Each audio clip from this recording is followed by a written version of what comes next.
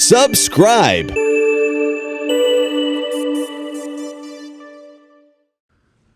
Chapter 12 of The Hound of the Baskervilles by Sir Arthur Conan Doyle. Death on the Moor. For a moment or two I sat breathless, hardly able to believe my ears.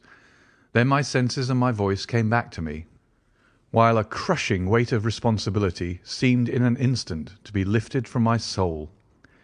That cold, incisive, ironical voice could belong to but one man in all the world. "Holmes!" I cried. "Holmes!" "Come out," said he, "and please be careful with the revolver." I stooped under the rude lintel, and there he sat upon a stone outside, his grey eyes dancing with amusement as they fell upon my astonished features. He was thin and worn, but clear and alert, his keen face bronzed by the sun and roughened by the wind. In his tweed suit and cloth cap he looked like any other tourist upon the moor, and he had contrived, with that cat-like love of personal cleanliness which was one of his characteristics, that his chin should be as smooth and his linen as perfect as if he were in Baker Street. "I never was more glad to see anyone in my life," said I, as I wrung him by the hand. "Or more astonished, eh?" "Well, I must confess to it." "The surprise was not all on one side, I assure you. I had no idea that you had found my occasional retreat, still less that you were inside it, until I was within 20 paces of the door." "My footprint, I presume?" "No, Watson. I fear that I could not undertake to recognize your footprint amid all the footprints of the world. If you seriously desire to deceive me, you must change your tobacconist, for when I see the stub of a cigarette marked Bradley, Oxford Street, I know that my friend Watson is in the neighbourhood. You will see it there beside the path. You threw it down, no doubt, at that supreme moment when you charged into the empty hut." "Exactly."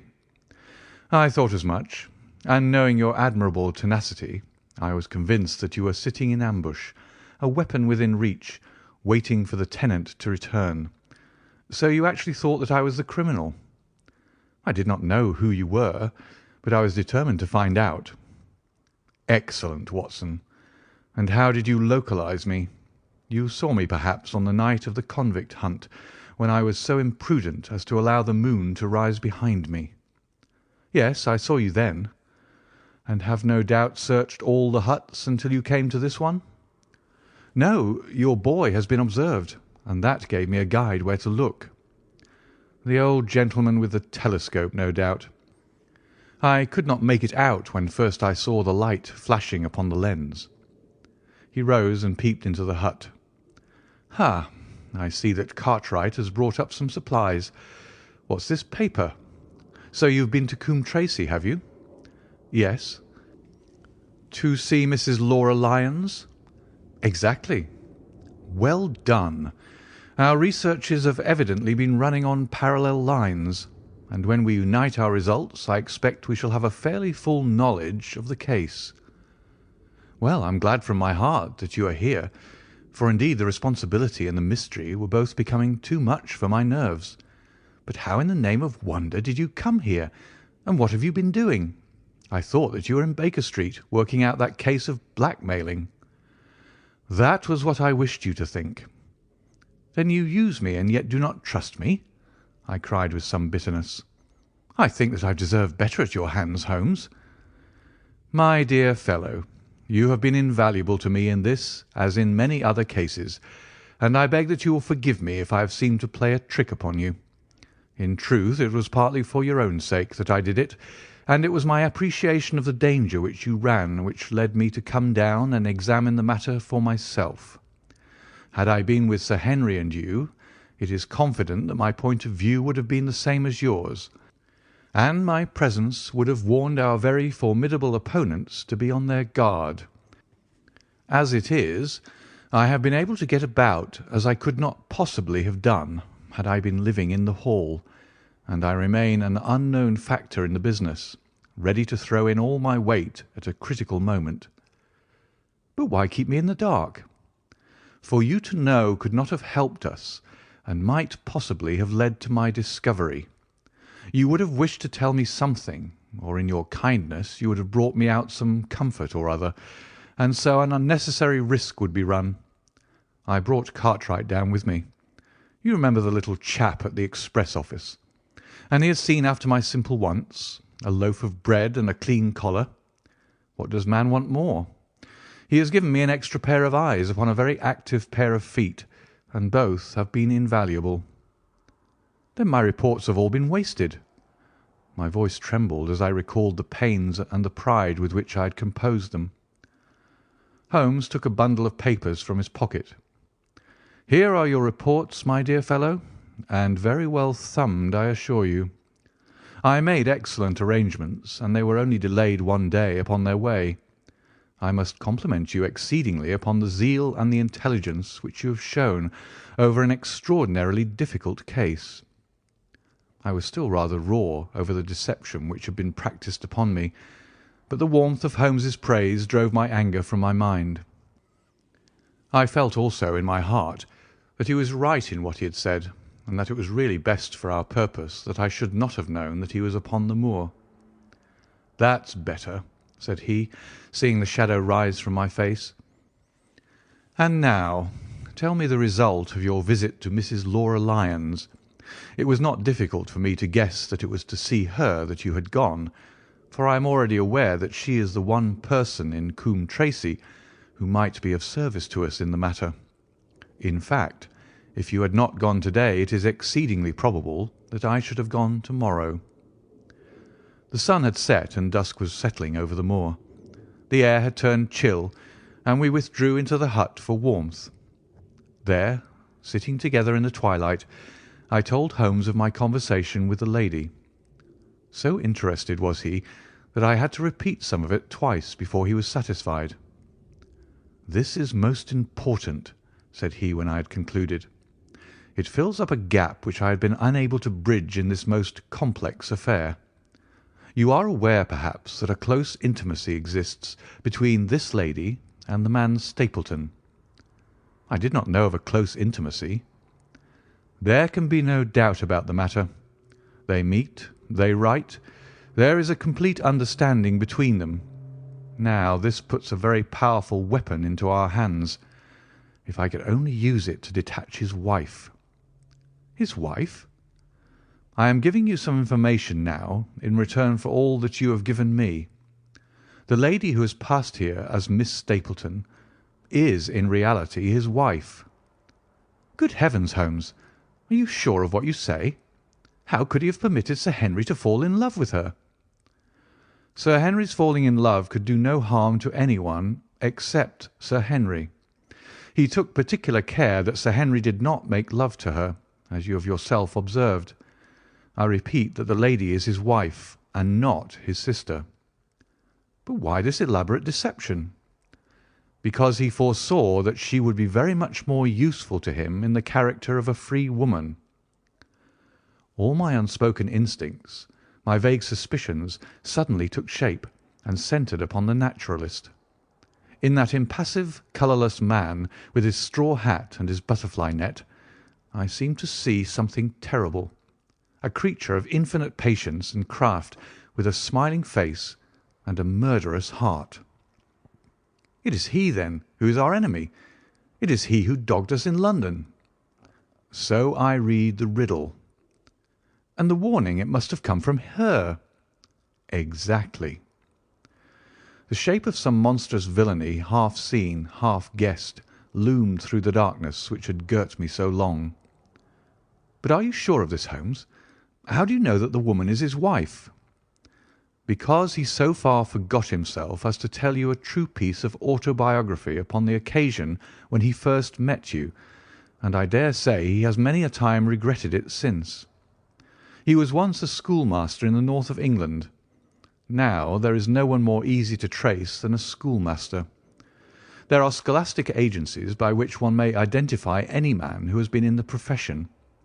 A little investigation showed me that a school had come to grief under atrocious circumstances, and that the man who had owned it, the name was different, had disappeared with his wife.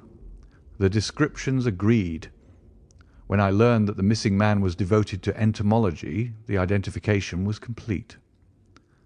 The darkness was rising, but much was still hidden by the shadows. "If this woman is in truth his wife, where does Mrs. Laura Lyons come in?" I asked. "That is one of the points upon which your own researches have shed a light. Your interview with the lady has cleared the situation very much. I did not know about a projected divorce between herself and her husband. In that case, regarding Stapleton as an unmarried man, she counted no doubt upon becoming his wife." "And when she is undeceived?" "Why, then we may find the lady of service. It must be our first duty to see her, both of us, to-morrow. Don't you think, Watson, that you are away from your charge rather long? Your place should be at Baskerville Hall." The last red streaks had faded away in the west, and night had settled upon the moor. A few faint stars were gleaming in a violet sky. "One last question, Holmes," I said as I rose. "Surely there's no need of secrecy between you and me. What is the meaning of it all? What is he after?" Holmes' voice sank as he answered. "It is murder, Watson. Refined, cold-blooded, deliberate murder. Do not ask me for particulars. My nets are closing upon him even as his are upon Sir Henry, and with your help he is already almost at my mercy. There is but one danger which can threaten us. It is that he should strike before we are ready to do so. Another day, 2 at the most, and I have my case complete.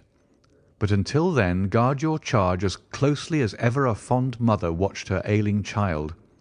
Your mission to-day has justified itself, and yet I could almost wish that you had not left his side. Hark!" A terrible scream, a prolonged yell of horror and anguish, burst out of the silence of the moor. That frightful cry turned the blood to ice in my veins. "Oh, my God!" I gasped. "What is it? What does it mean?" Holmes had sprung to his feet, and I saw his dark, athletic outline at the door of the hut, his shoulders stooping, his head thrust forward, his face peering into the darkness. "Hush!" he whispered. "Hush!" The cry had been loud on account of its vehemence, but it had pealed out from somewhere far off on the shadowy plain. Now it burst upon our ears, nearer, louder, more urgent than before. "Where is it?" Holmes whispered, and I knew from the thrill of his voice that he, the man of iron, was shaken to the soul. "Where is it, Watson?" "There, I think." I pointed into the darkness. "No, there." Again the agonized cry swept through the silent night, louder and much nearer than ever. And a new sound mingled with it, a deep muttered rumble, musical and yet menacing, rising and falling like the low, constant murmur of the sea. "The Hound!" cried Holmes. "Come, Watson, come. Great heavens, if we are too late!" He had started running swiftly over the moor, and I had followed at his heels. But now from somewhere among the broken ground immediately in front of us there came one last despairing yell, and then a dull, heavy thud. We halted and listened. Not another sound broke the heavy silence of the windless night. I saw Holmes put his hand to his forehead like a man distracted. He stamped his feet upon the ground. "He has beaten us, Watson. We are too late." "No, no, surely not." Fool that I was to hold my hand. And you, Watson, see what comes of abandoning your charge. But by heaven, if the worst has happened, we'll avenge him. Blindly we ran through the gloom, blundering against boulders, forcing our way through gorse bushes, panting up hills and rushing down slopes, heading always in the direction whence those dreadful sounds had come. At every rise Holmes looked eagerly around him, but the shadows were thick upon the moor, and nothing moved upon its dreary face. "Can you see anything?" "Nothing." "But hark! What is that?" A low moan had fallen upon our ears. There it was again upon our left. On that side a ridge of rocks ended in a sheer cliff which overlooked a stone-strewn slope. On its jagged face was spread-eagled some dark, irregular object. As we ran towards it, the vague outline hardened into a definite shape. It was a prostrate man, face downward upon the ground, the head doubled under him at a horrible angle, the shoulders rounded, and the body hunched together as if in the act of throwing a somersault. So grotesque was the attitude that I could not for the instant realize that that moan had been the passing of his soul. Not a whisper, not a rustle rose now from the dark figure over which we stooped. Holmes laid his hand upon him and held it up again with an exclamation of horror. The gleam of the match which he struck shone upon his clotted fingers and upon the ghastly pool which widened slowly from the crushed skull of the victim. And it shone upon something else which turned our hearts sick and faint within us, the body of Sir Henry Baskerville. There was no chance of either of us forgetting that peculiar ruddy tweed suit, the very one which he had worn on the first morning that we had seen him in Baker Street. We caught the one clear glimpse of it, and then the match flickered and went out, even as the hope had gone out of our souls. Holmes groaned, and his face glimmered white through the darkness. "The brute! The brute!" I cried with clenched hands. "Oh, Holmes, I shall never forgive myself for having left him to his fate." "I am more to blame than you, Watson. In order to have my case well rounded and complete, I have thrown away the life of my client. It is the greatest blow which has befallen me in my career. But how could I know? How could I know that he would risk his life alone upon the moor in the face of all my warnings? That we should have heard the screams, my God, those screams, and yet have been unable to save him. Where is this brute of a hound which drove him to his death? It may be lurking among those rocks at this instant. And Stapleton, where is he? He shall answer for this deed." "He shall. I will see to that. Uncle and nephew have been murdered, the one frightened to death by the very sight of a beast which he thought to be supernatural, the other driven to his end in this wild flight to escape from it. But now we have to prove the connection between the man and the beast. Save from what we heard, we cannot even swear to the existence of the latter, since Sir Henry has evidently died from the fall. But by heavens, cunning as he is, the fellow shall be in my power before another day is passed." We stood with bitter hearts on either side of the mangled body, overwhelmed by this sudden and irrevocable disaster which had brought all our long and weary labours to so piteous an end. Then, as the moon rose, we climbed to the top of the rocks over which our poor friend had fallen, and from the summit we gazed out over the shadowy moor, half silver and half gloom. Far away, miles off in the direction of Grimpen, a single steady yellow light was shining. It can only come from the lonely abode of the Stapletons. With a bitter curse, I shook my fist at it as I gazed. Why should we not seize him at once? Our case is not complete. The fellow is wary and cunning to the last degree. It is not what we know, but what we can prove. If we make one false move, the villain may escape us yet. What can we do? There will be plenty for us to do tomorrow. Tonight we can only perform the last offices to our poor friend. Together we made our way down the precipitous slope and approached the body, black and clear against the silvered stones. The agony of those contorted limbs struck me with a spasm of pain and blurred my eyes with tears. "We must send for help, Holmes. We cannot carry him all the way to the Hall. Good heavens, are you mad?" He had uttered a cry and bent over the body. Now he was dancing and laughing and wringing my hand. Could this be my stern, self-contained friend? These were hidden fires indeed. "A beard! A beard!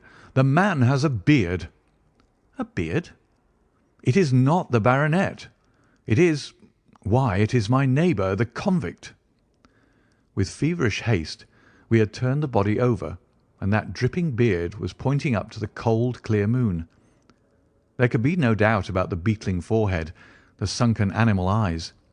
It was indeed the same face which had glared upon me in the light of the candle from over the rock, the face of Selden, the criminal, Then, in an instant, it was all clear to me.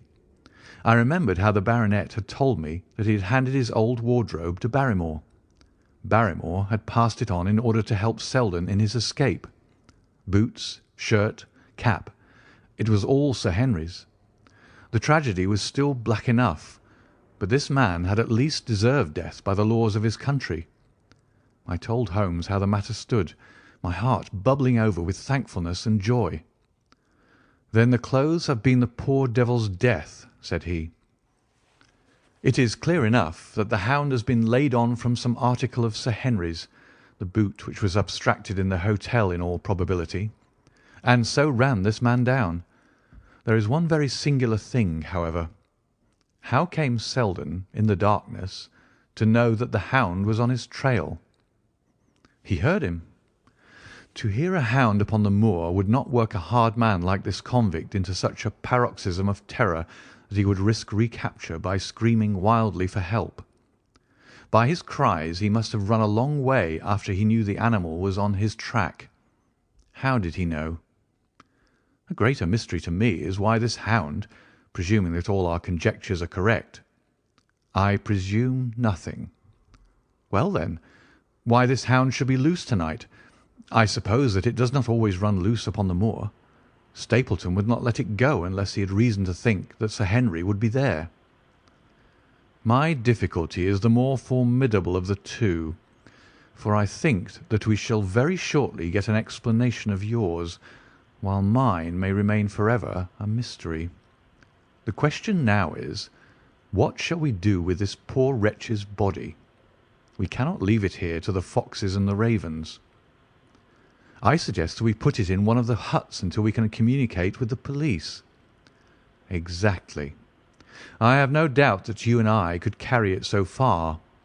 Hullo, Watson, what's this? It's the man himself, by all that's wonderful and audacious. Not a word to show your suspicions.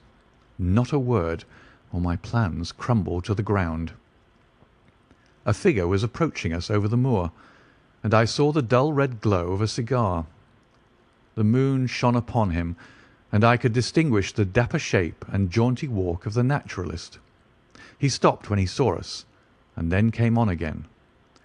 "Why, Dr. Watson, that's not you, is it? You are the last man that I should have expected to see out on the moor at this time of night. But dear me, what's this? Somebody hurt? Not— Don't tell me that it is our friend Sir Henry."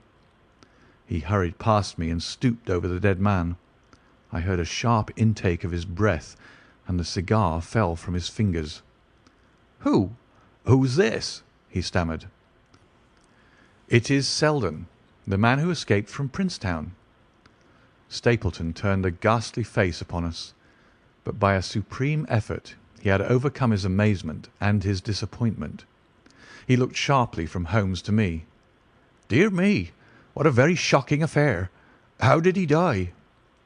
"He appears to have broken his neck by falling over these rocks. My friend and I were strolling on the moor when we heard a cry." "I heard a cry also. That was what brought me out. I was uneasy about Sir Henry." "Why about Sir Henry in particular?" I could not help asking. "Because I had suggested that he should come over. When he did not come, I was surprised, and I naturally became alarmed for his safety when I heard cries upon the moor. By the way," his eyes darted again from my face to Holmes's, "did you hear anything else besides a cry?" "No," said Holmes. "Did you?" "No." "What do you mean, then?" "Oh, you know the stories that the peasants tell about a phantom hound, and so on. It is said to be heard at night upon the moor. I was wondering if there were any evidence of such a sound to-night." "We heard nothing of the kind," said I. "And what is your theory of this poor fellow's death?" "I have no doubt that anxiety and exposure have driven him off his head. He has rushed about the moor in a crazy state, and eventually fallen over here and broken his neck." "That seems the most reasonable theory," said Stapleton, and he gave a sigh which I took to indicate his relief. "What do you think about it, Mr. Sherlock Holmes?" My friend bowed his compliments. "You are quick at identification," said he. We have been expecting you in these parts since Dr. Watson came down. You are in time to see a tragedy." "Yes, indeed. I have no doubt that my friend's explanation will cover the facts. I will take an unpleasant remembrance back to London with me tomorrow." "Oh, you return tomorrow?" "That is my intention." "I hope your visit has cast some light upon these occurrences which have puzzled us." Holmes shrugged his shoulders. "One cannot always have the success for which one hopes. An investigator needs facts and not legends or rumours. It has not been a satisfactory case." My friend spoke in his frankest and most unconcerned manner. Stapleton still looked hard at him. Then he turned to me. "I would suggest carrying this poor fellow to my house, but it would give my sister such a fright that I do not feel justified in doing it. I think that if we put something over his face, he will be safe until morning." And so it was arranged. Resisting Stapleton's offer of hospitality, Holmes and I set off to Baskerville Hall, leaving the naturalist to return alone. Looking back, we saw the figure moving slowly away over the broad moor, and behind him that one black smudge on the silvered slope, which showed where the man was lying who had come so horribly to his end. End of chapter 12. Subscribe for more content.